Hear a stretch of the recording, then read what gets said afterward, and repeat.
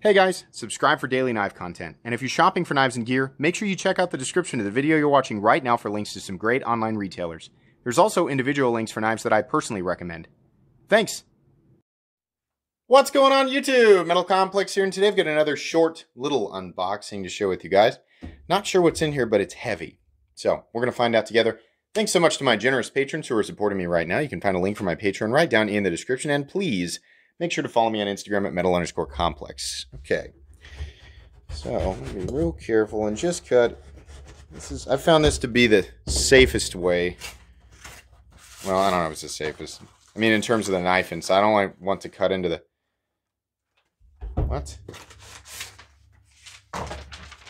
Oh boy.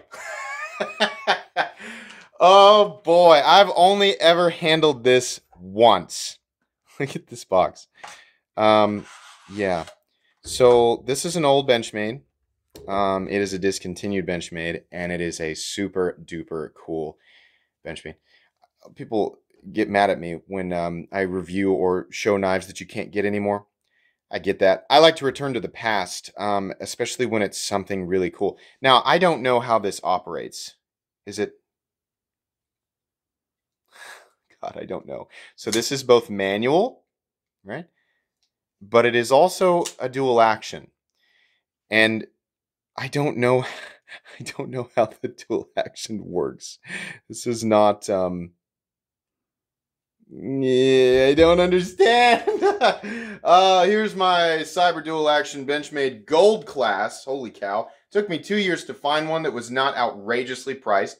The knife has been carried and loved, so the edge has been resharpened and not factory. I hope your viewers enjoy, as there was roughly 1,400 made, so it's not super well known. Yeah, I agree. I mean, this is kind of an obscure relic of the past, but yeah, there's a huge, almost cult following with this thing. Shane Seibert is the guy who designed the Adamas. If that blade shape looks... God, they did a great job. Woo, man, this finish is awesome. Shane Seibert's the gentleman who did the Adamas, if there's a similarity in the blade, or at least that little fuller there. Okay, so I don't understand exactly how this deploys. So, perhaps it's best that this video is edited. Okay, I figured it out. So, this little area right here, push your thumb on it, and basically there's the bolster and there's the G10, and then there's this little section right here that looks like a rectangle. Putting my thumb here, and I'm pushing that way. Oh my God. Oh, that is really cool. So then what happens here is that you can see there's tension now, like when I push, right? So you're reloading that. So now it's back into place. Now the blade can be opened manually, right? And you can do that all day. But it won't use that, that tension for the spring unless you push back on that. You can see how that works. Oh, it won't. Well, here. I'll show it again, and I'll hold it in place. See? Pushes over like that and comes back. That is awesome. I would love to tell you that there's that these are plentiful and they're not expensive on the secondary market. No, they are very expensive. This is M390 and titanium and G10, and it's monstrously thick. Like, this is like a big, robust, ultra beefy boy. Tip down, because this was from a time where tip down only was, we just accepted that. I'm joking. Some people like tip down. Now what you see, is tip up, and then sometimes you see tip down, right? Or it's an option. So yeah, that's what we're working with there. This is not a review. This is simply an unboxing. I have handled this before, but it was a long time ago.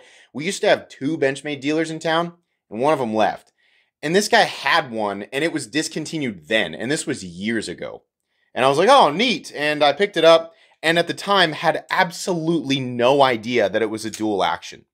I had no idea. I was just like, wow, it's big.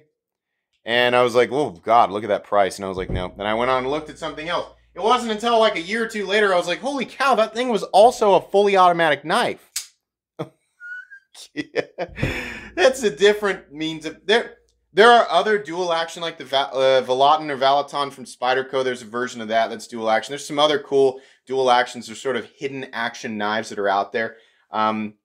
They're just not, we just don't see that very often, right? And obviously, you know, they tend to be expensive. They're not appealing to everybody because this is a switchblade. So it's going to be illegal in some places, right? But it is super cool. I will gather my thoughts and as much information on this model as I can, and I will I'll treat you guys with a full comprehensive review of this thing, even though you can't get it anymore, here in about 2 to 3 weeks. This is cool. This is one of the cooler knives that I've shown on the channel here recently, and it's neat. It's fun for me to return to the past. I have to emphasize this. Hey, Benchmade, holy moly. Can we...